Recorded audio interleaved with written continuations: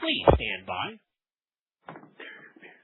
Hello, and welcome to the Robert Half Second Quarter 2026 conference call.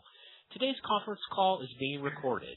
If you'd like to ask a question during the Q&A portion of the call, please press star and the number 1 on your telephone keypad. Our hosts for today's call are Mr. Keith Waddell, President and Chief Executive Officer of Robert Half, and Mr. Michael Buckley, Chief Financial Officer. Mr. Waddell, you may begin. Hello, everyone. We appreciate your time today. Before we get started, I'd like to remind you the comments made on today's call contain forward-looking statements, including predictions and estimates about our future performance. These statements represent our current judgment of what the future holds. However, they're subject to the risks and uncertainties that could cause actual results to differ materially from the forward-looking statements. These risks and uncertainties are described in today's press release in our most recent 10-K and 10-Q filed with the SEC. We assume no obligation to update the statements made on today's call. During this presentation, we may refer to certain non-GAAP financial measures as adjusted. Adjusted revenue growth excludes the impact of billing day variations and foreign currency exchange rates. Adjusted gross margin, SG&A, and operating income reflect the combining of investment gains and losses related to employee deferred compensation plans with corresponding changes in those obligations. These items have no impact on reported net income. Reconciliations and additional information are included in the supplemental schedules to our earnings release. For your convenience, our prepared remarks for today's call are available in the Investor Center of our website, roberthalf.com. For the second quarter of 2026, global enterprise revenues were $1.336 billion, down 2% from last year's second quarter on a reported basis and down 3% on an adjusted basis. Talent Solutions delivered its third consecutive quarter of sequential revenue growth on an adjusted basis, while its permanent placement operations also posted adjusted year-on-year revenue growth of 2.5%. Global enterprise revenues and earnings exceeded the midpoint of our second quarter guidance. Hiring demand continues to improve, and market conditions are increasingly more supportive of our business. Our unique combination of award-winning, high-tech capabilities and high-touch expertise positions us well to help clients navigate a dynamic business environment and connect them with the specialized talent and consulting services they need. Net income per share in the second quarter was 26 cents compared to 41 cents in the second quarter a year ago. As we discussed in last quarter's call, second quarter EPS was impacted by cost actions taken by Protiviti, which Mike will discuss further in a moment. Cash flow provided by operations during the quarter was $109 million. In June, we distributed a 59-cent per share cash dividend to our shareholders of record for a total cash outlay of $59 million. Return on invested capital for the company was 9% in the second quarter. Now I'll turn the call over to our CFO, Mike Buckley. Thank you, Keith. As Keith noted, global revenues were $1.336 billion in the second quarter. On an adjusted basis, second quarter Talent Solutions revenues were down 2% year over year. U.S. Talent Solutions revenues were $660 million, down 1% from the prior year's second quarter. Non-U.S. Talent Solutions revenues were $205 million, down 4% year over year. We conduct Talent Solutions operations throughout offices in the United States and 18 other countries. In the second quarter of 2026, there were 63.1 billing days compared to 63.2 billing days in the second quarter 1 year ago. The third quarter of 2026 has 64.6 billing days compared to 64.2 billing days in the third quarter of 2025. Currency exchange rate movements during the second quarter had the effect of increasing reported year-over-year total revenues by $7 million, $6 million for Talent Solutions and $1 million for Protiviti. Contract Talent Solutions bill rates for the second quarter increased 2.3% compared to 1 year ago, adjusted for changes in the mix of revenues by functional specialization, currency, and country. This rate for the first quarter was 2.6%. Now let's take a closer look at results for Protiviti. Global revenues in the second quarter were $471 million. $373 million of that is from the United States, and $98 million is from outside of the United States. On an adjusted basis, global second quarter Protiviti revenues were down 5% versus the year-ago period. U.S. Protiviti revenues were down 6%, while non-U.S. Protiviti revenues were down 3% compared to 1 year ago. Protiviti and its independently owned member firms serve clients through locations in the United States and 27 other countries. Turning now to gross margin. In Contract Talent Solutions, gross margin was 39.1% of applicable revenues in both the current quarter and the second quarter 1 year ago. Conversion, for contract to hire revenues, were 3.4% of contract revenues in both the current quarter and the second quarter of 2025.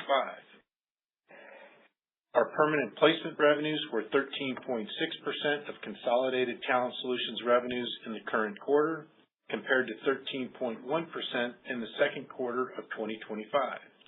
When combined with Contract Talent Solutions gross margin, overall gross margin for Talent Solutions was 47.4% of applicable revenues in the current quarter, compared with 47.1% in the second quarter of 2025.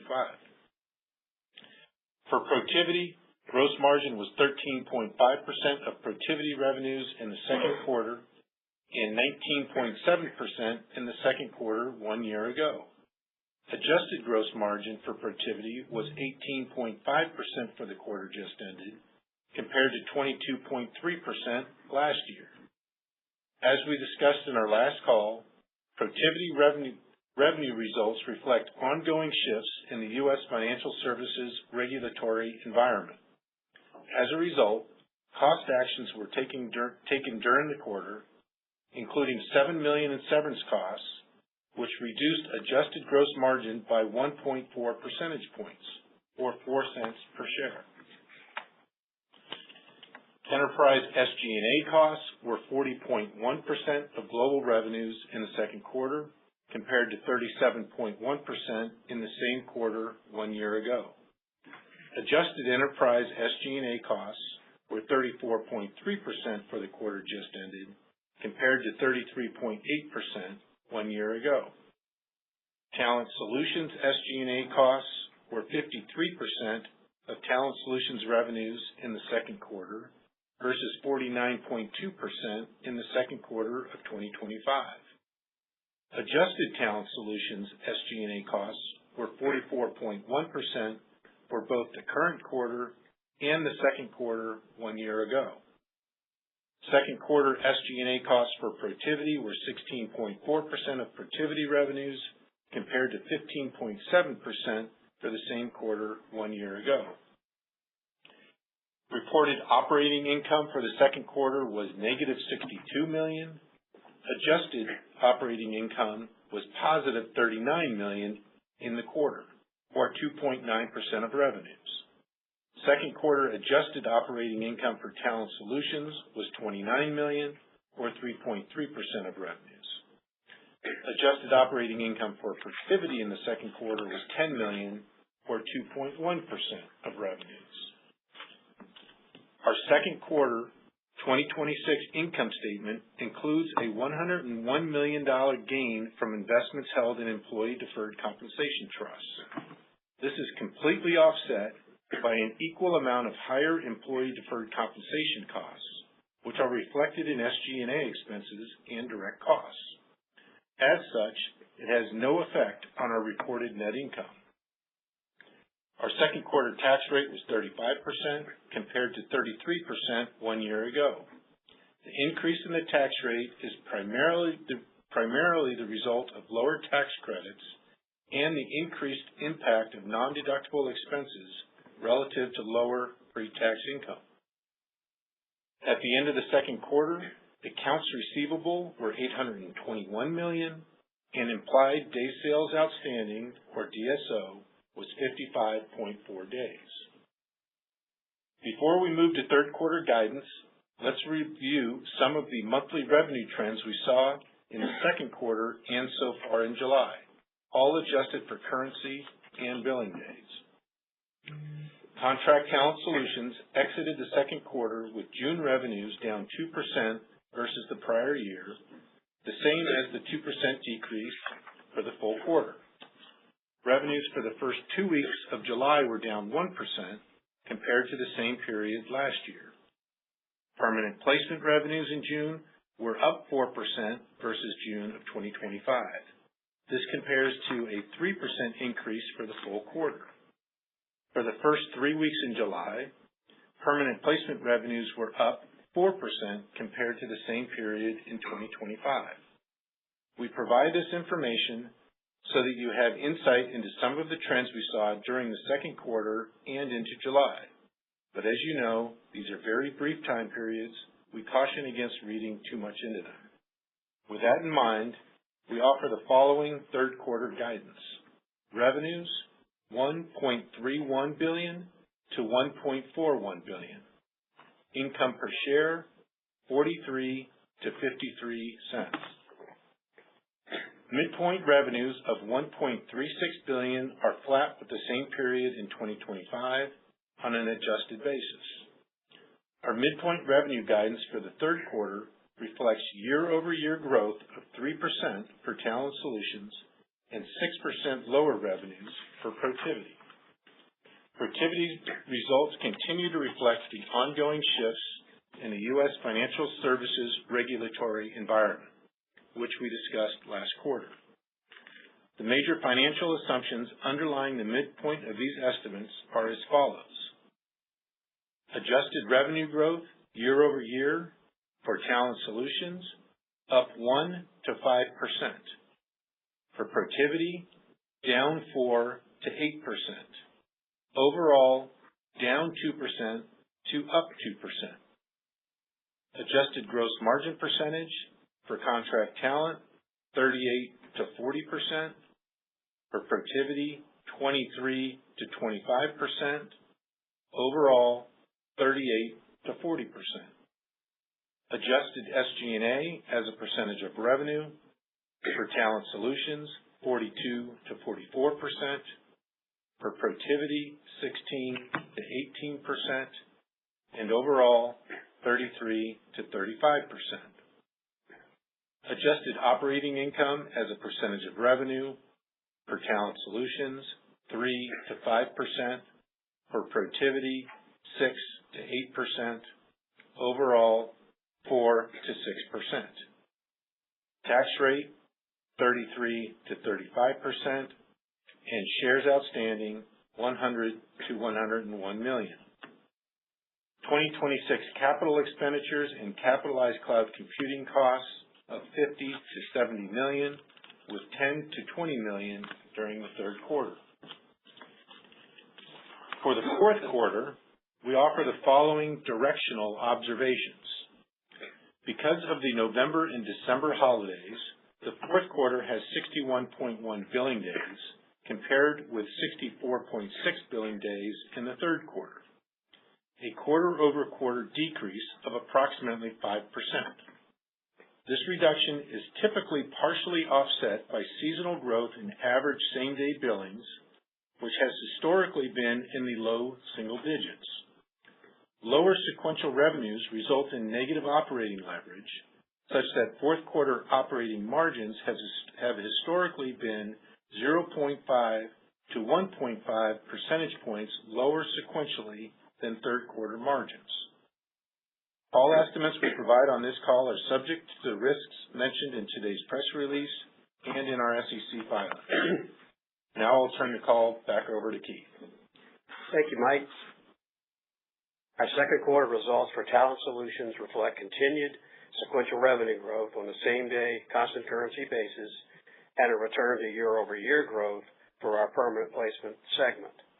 Technology was our strongest performing practice group within Contract Talent Solutions, achieving adjusted year-over-year revenue growth of 2.3% for the quarter. Client engagement remained strong throughout the quarter, with job orders and project activity increasing across many markets, particularly in technology modernization, data, cybersecurity, and IT infrastructure. Many of our small and mid-sized business clients continue to operate with lean organizations after several years of disciplined cost management. As confidence improves and strategic priorities advance, we're seeing demand for specialized talent and consulting expertise to help execute those initiatives. While clients continue to approach hiring thoughtfully, we are seeing steady progress in client interactions and activity. While geopolitical and macroeconomic uncertainty persists, our clients remain resilient, although inflation remains a key concern, including the potential effects of escalating tensions in the Middle East. Organizations continue to focus on initiatives that drive productivity, growth, and long-term competitiveness. Employment levels among many of the professionals we place are healthy, and job openings continue to outpace historical norms. The labor market for specialized talent remains tight. Professionals with in-demand skills continue to prioritize flexibility, career opportunities, and competitive compensation, reinforcing the value of Robert Half's ability to identify and deliver exceptional talent efficiently. Artificial intelligence continues to complement, not replace, the work performed by the professionals we place. We're seeing growing demand for candidates who combine deep domain expertise with AI fluency and the judgment required to apply these technologies effectively and responsibly, including verifying the accuracy of their outcomes. The rapid adoption of generative AI by job seekers has also changed the recruiting landscape, increasing application volumes and making candidate evaluation more complex. This underscores the importance of Robert Half's proprietary candidate insights, specialized recruiting expertise, and proven ability to identify highly skilled talent. Protiviti's results were largely as expected during the quarter. Technology consulting continues to lead, with particularly strong demand in platform transformation engagements. At the same time, Protiviti's risk and compliance solutions practice continues to navigate shifts in the U.S. financial services regulatory environment, including a marked decline in new enforcement actions and the easing of prior enforcement requirements. As financial institutions adjust, we're beginning to see new work focused on improving efficiency of ongoing compliance programs, many of which rely on substantial internal resources and aging infrastructure. These changes continue to influence Protiviti's engagement mix, with fewer large-scale regulatory remediation projects and growing demand for solutions focused on operational efficiency, productivity, and advanced technologies. These projects are generally shorter in duration and have different staffing and leverage characteristics than traditional remediation engagements. During the second quarter, Protiviti acted decisively to better align its resource base with shifting client demand while continuing to invest in capabilities that position the business for sustained growth. These actions resulted in a one-time charge in Q2 of $7 million or 4 cents per share and an annualized cost savings of $45 million, which are fully reflected in our third quarter guidance. Demand across Protiviti's other key solution areas remains healthy and the pipeline strong, and we expect sequential revenue growth in those practices during the third quarter. Our strategic use of contract professionals through our Talent Solutions business remains a key differentiator, enhancing our ability to serve clients and reinforcing our enterprise-wide competitive advantage. Looking ahead, we remain optimistic about the trajectory of our business. Clients continue to prioritize critical investments in technology, business transformation, and growth. As hiring activity recovers and organizations advance strategic initiatives, we believe Robert Half is well positioned to help clients secure the specialized talent and consulting expertise they need to be successful. Our purpose has never been more relevant, connecting companies with specialized talent and helping people build meaningful careers. Backed by our trusted brand, exceptional people, innovative capabilities, and diversified business model, we remain confident in our ability to create long-term value for our clients, our employees, and our shareholders. Finally, we'd like to thank our global workforce for their continued dedication. Their commitment to excellence was recently recognized as Robert Half earned the #1 ranking on Forbes' America's Best Professional Recruiting Firms. Now, Mike and I'd be happy to answer your questions. Please ask just one and a single follow-up as needed. If there's time, we'll come back to you for additional questions. Thank you. If you would like to signal with questions, please press *1 on your touch-tone telephone. If you're joining us today using a speakerphone, please make sure your mute function is turned off to allow your signal to reach our equipment. If you would like to withdraw your question, please press *2 on your touch-tone telephone. Again, that is *1 to signal with questions. And our first question will come from Mark Marcon with Baird. Hey, good afternoon, and thanks for taking my questions. Keith and Mike, last quarter you talked about the risk and compliance solutions, and you talked about a $5 million charge and $35 million in savings. I take it from the discussion that you just went through that you actually saw maybe some additional factors that came into play that changed the plan a little bit on the risk and compliance side. And so I'm wondering if you could just dig in a little bit in terms of what you ended up seeing during the quarter in terms of risk and compliance solutions. To what extent did it deteriorate further? And what percentage of Protiviti is still risk and compliance solutions, and how are you thinking about that? And then on the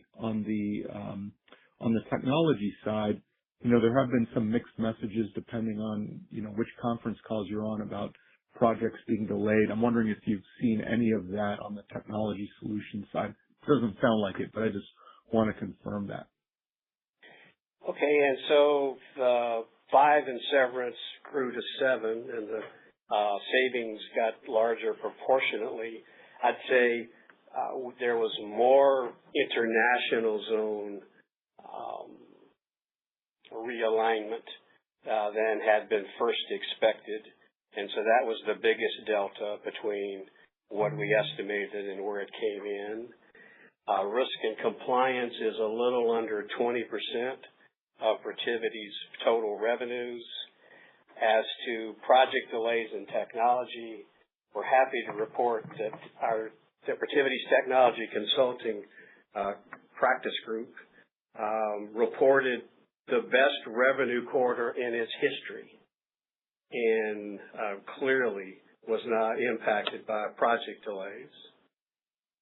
That's great. And then I'd like to ask just kind of an overall big picture question.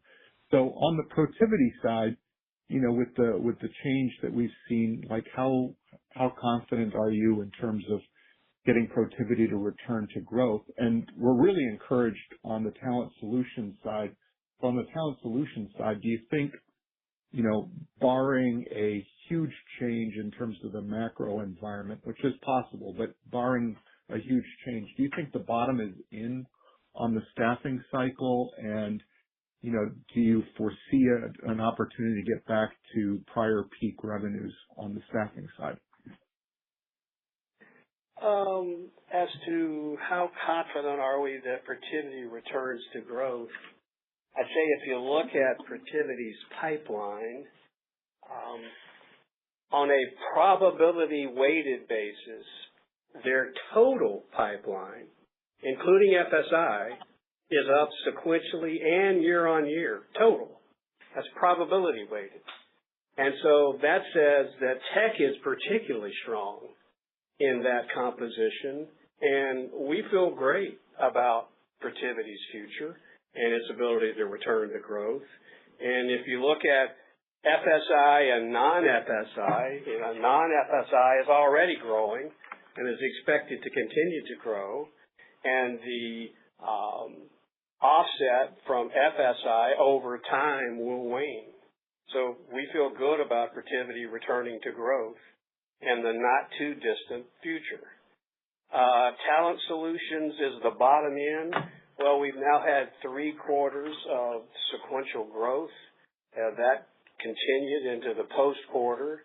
And so we've been steady. We've been consistent for some time. I think everybody worries about inflation. Everybody worries about renewed tensions in the Middle East. But barring some major impact from that, we feel good, given we've already had 3 straight quarters, that we're in the early parts of recovery. Can we get back to prior peaks?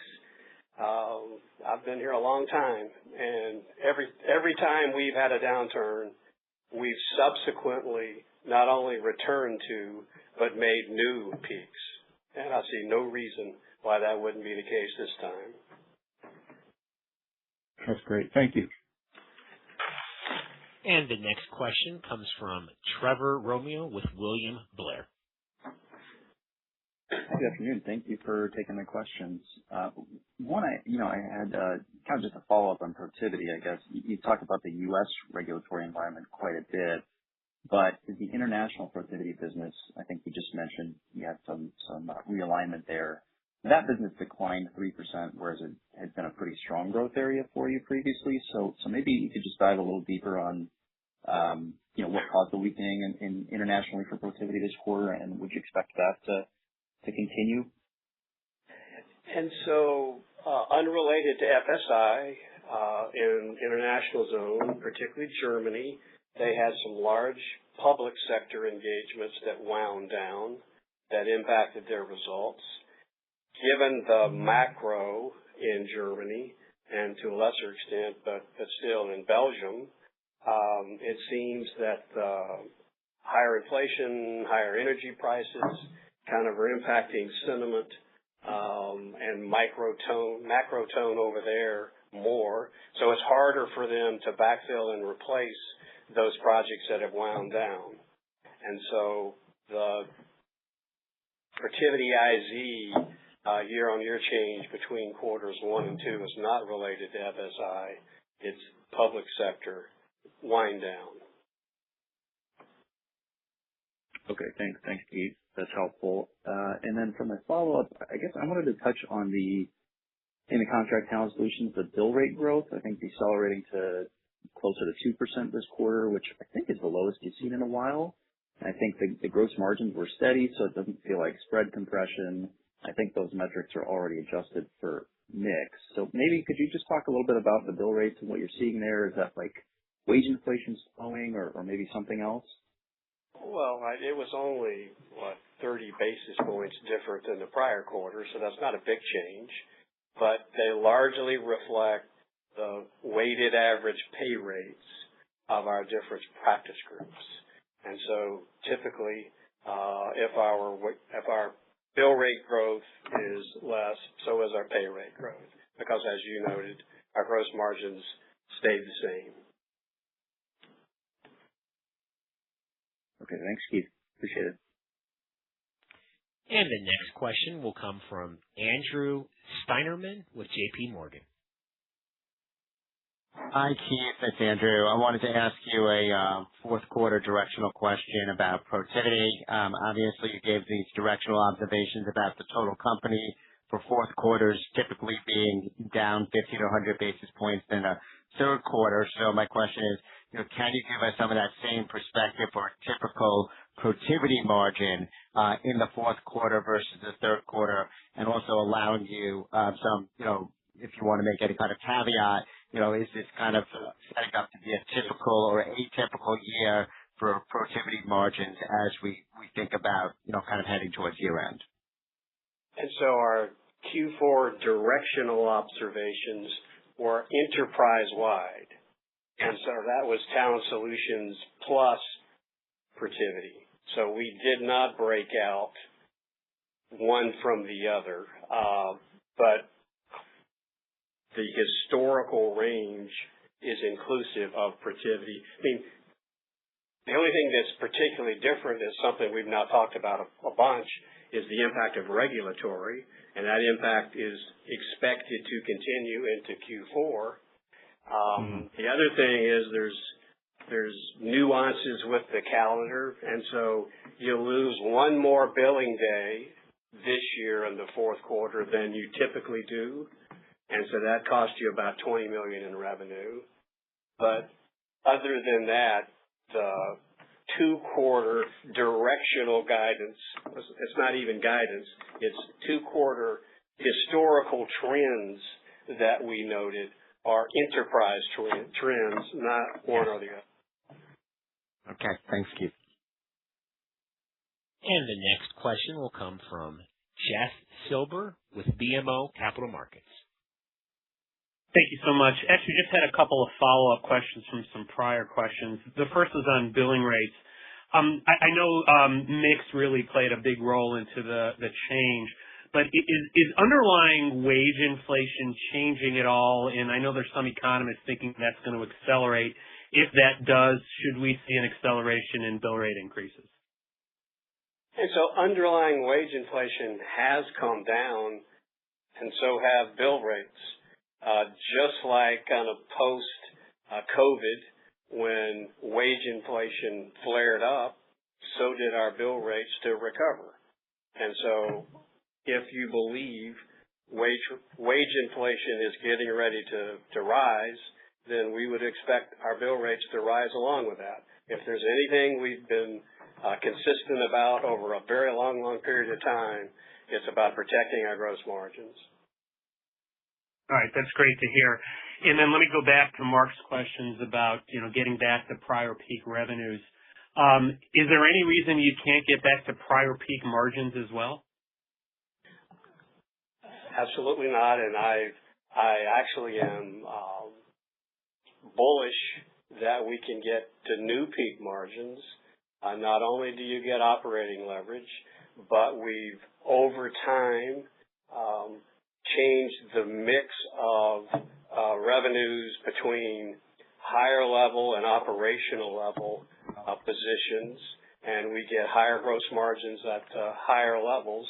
So we have a larger portion of those from here forward than we have in prior cycles. And so I think there's upside there. I think there's upside from efficiencies we might gain from technology over time.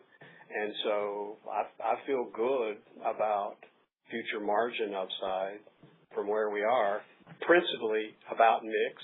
The other thing I would mention there, our full-time engagement professionals is cycle low as we sit here.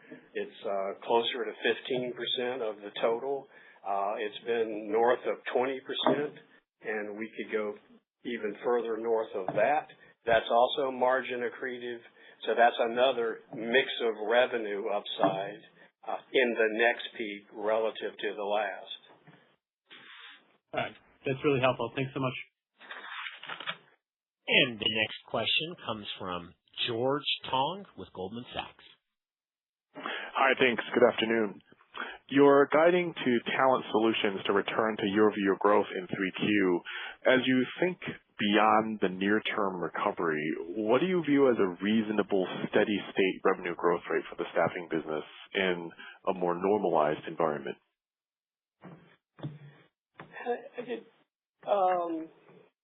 Normal, you'd have to define normal, and normal, who knows what normal even means the last 4 or 5 years. But somewhere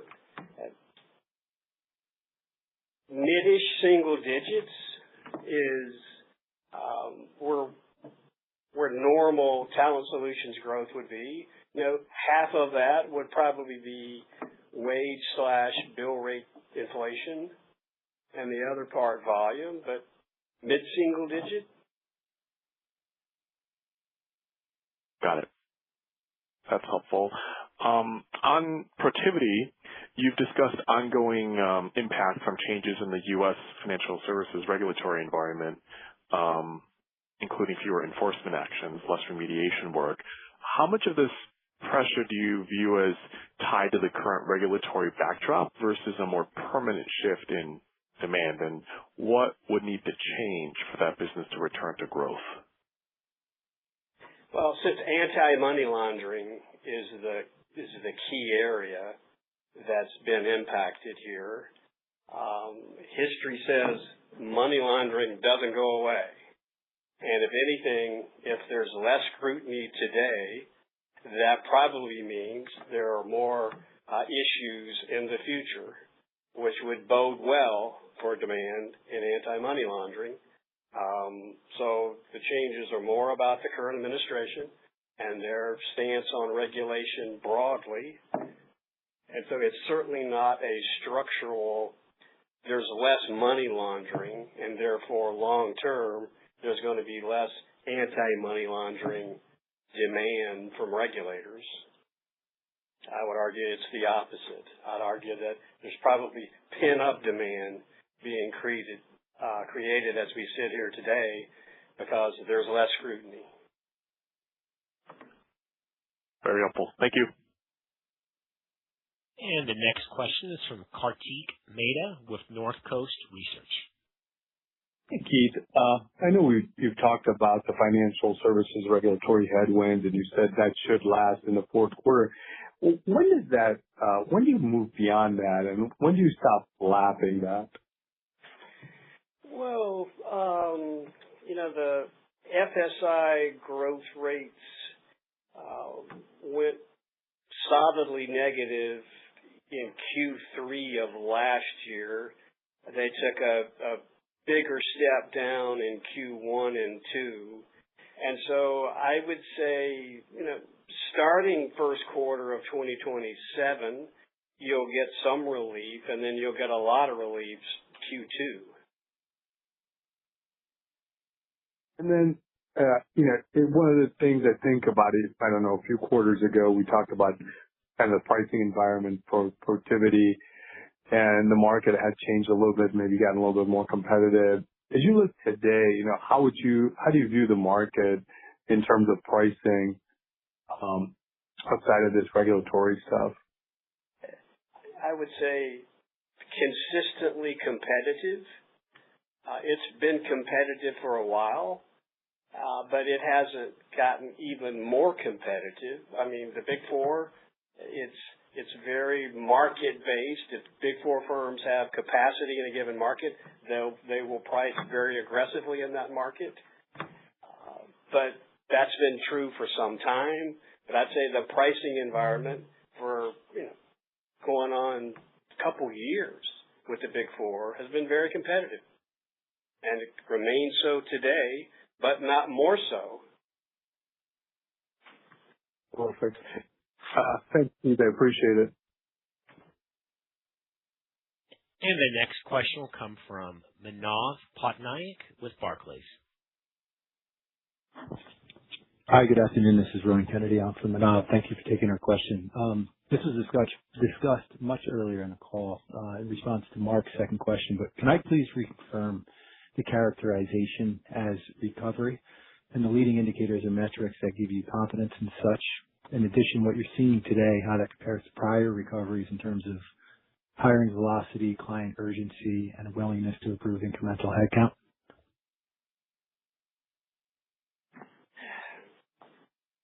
Well, yeah, some of this is semantics, and in every downturn and volume recovery is different. We had .com back in early 2000. You had great financial crisis, 2008 to 10. They were very different, and the those periods were very different. And this time, officially, there hasn't been a recession, but there's certainly been a staffing recession, and there's a big difference between enterprise, mid and large cap, and SMB, who are more conservative. And so conditions are quite different now. Unemployment is very low which is not the case coming out of .com nor coming out of great financial crisis. That's a good thing for us because it makes it harder for clients to hire themselves. Job openings much higher than it was coming out of either of those. That's also good for us. I think AI has made it tougher for clients to hire, as we've talked about before, in that there are more applications. It's harder to distinguish one from the other to the extent they're using Gen AI.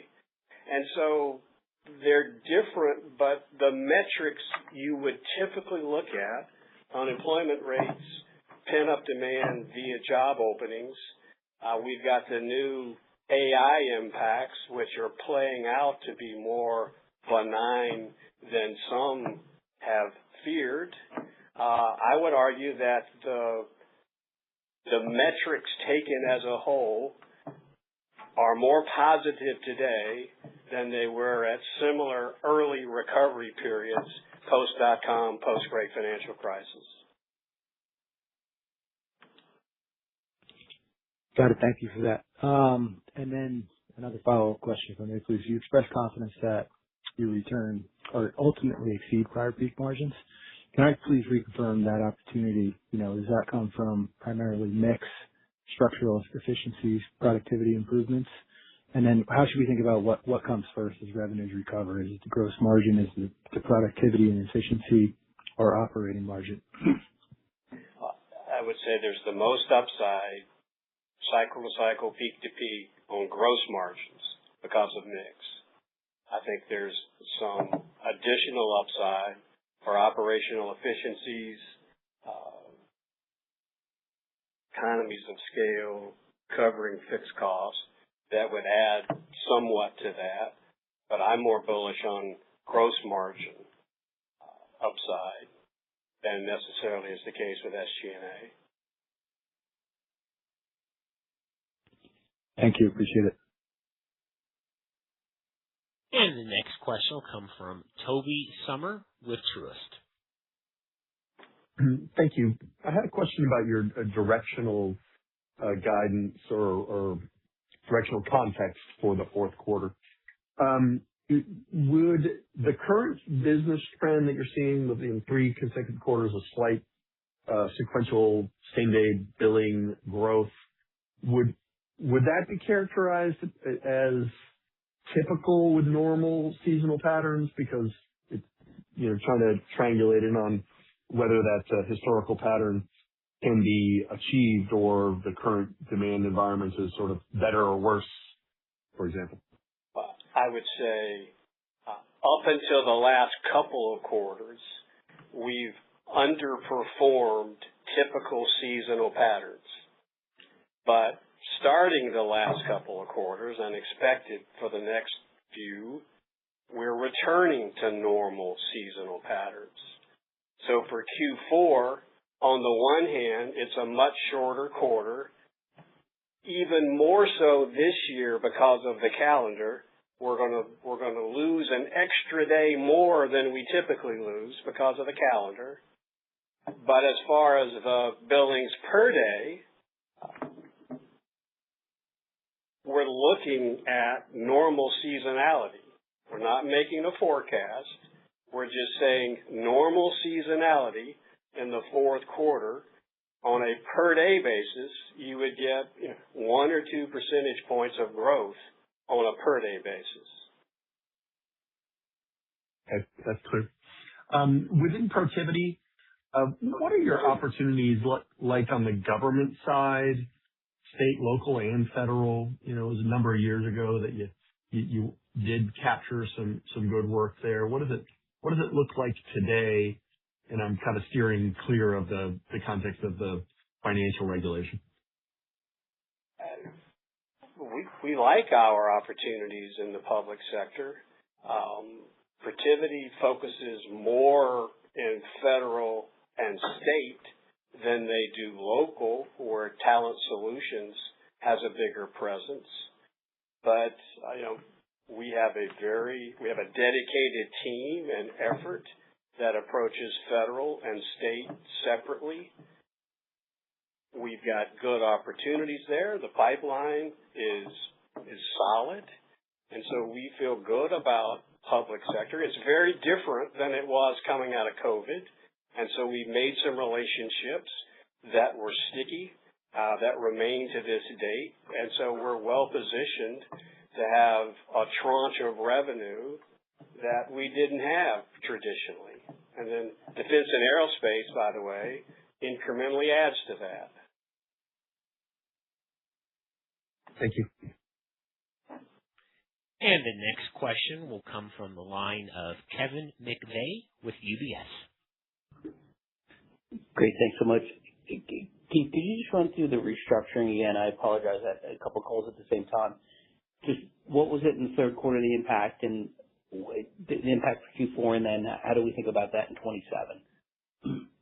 Okay, so in Q2, we had 4 pennies of severance. If you want to pro forma in the savings that weren't fully reflected, you got another 5 pennies for a total of 9 pennies. If you want a full pro forma Q2, you got 9 pennies. Now, if you look at Q3, all those savings, a quarter of, or call it $11 million in savings, have been embedded in the guidance we gave for Q3, and no more severance. So take Q2, add 9, that's your Q2 pro forma, giving effect of the savings as of the beginning of the quarter. And then Q3 is as stated, to take full advantage of the $45 million in annualized savings, or I'll call it 11 on a quarterly basis. I think if you look at Protiviti's margins, they're recovering very well. They're getting back to near what a year ago's margins were on less revenue because of the cost actions they've taken, because of how they've reallocated between work that contractors do versus work that their employees do. Clearly, the incremental margins when their own employees do work are much higher than when contractors do. And so the combination, we're very happy with the margin impact of the actions Protiviti have taken, some of which are cost actions, some of which are reallocation of resources between contractors and full-time employees. And are you at the mix, Keith, in terms of fixed versus variable and Protiviti where you want it? Because I know you had set some targets in the past. Is that mix in terms of staffing ratio, fixed versus variable, where you want it to be with these most recent cost actions, or was it independent of that? Where we want it to be, it's more project driven than that. Certain projects lend themselves to contractors more than full time because of the skills involved, because of the ramp up and scale and speed of that involved. And so it's not like we stand up centrally and say we want a contractor full-time mix of X. It's more project by project, what makes sense relative to the skills and capabilities needed on that project.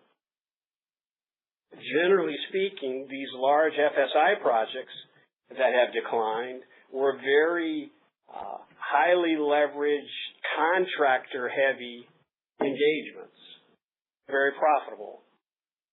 The projects that replace them are less contractor-heavy. Helpful. Thank you. Okay, thank you very much. That was our last question. Thank you. This concludes today's teleconference. If you missed any part of the call, it will be archived in audio format in the Investor Center of Robert Half's website at roberthalf.com. You can also log into the conference call replay. Details are contained in the company's press release issued earlier today.